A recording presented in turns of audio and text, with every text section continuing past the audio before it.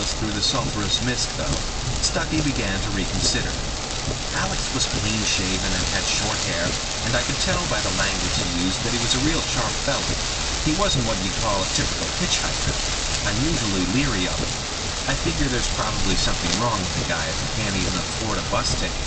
So anyway, after about half an hour, I said, I tell you what, Alex, Liard is 1,000 miles from Fairbanks.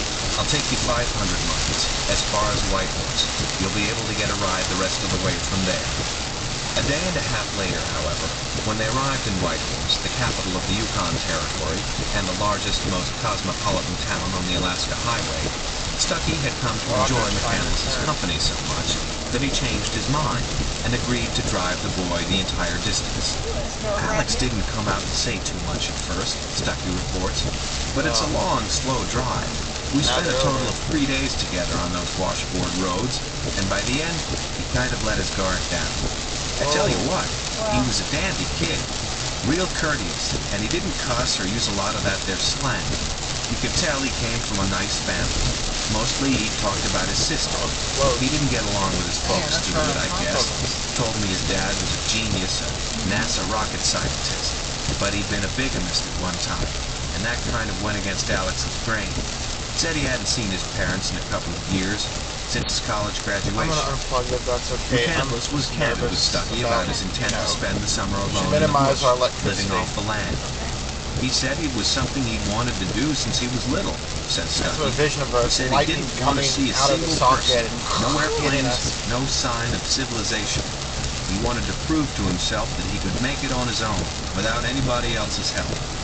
Stucky and McCandless arrived in Fairbanks on the afternoon of April 25th. The Now it's older man playing took Alex, the boy right? to a grocery store, where he bought a big bag of rice. And then Alex said he wanted to go out to the university to study up on what kind of plants he could eat, berries and things like that. I told him, Alex, you're too early. There's still 2 foot, 3 foot of snow on the ground. There's nothing growing yet. But his mind was pretty well made up. He was champing at the bit to get out there and start hiking.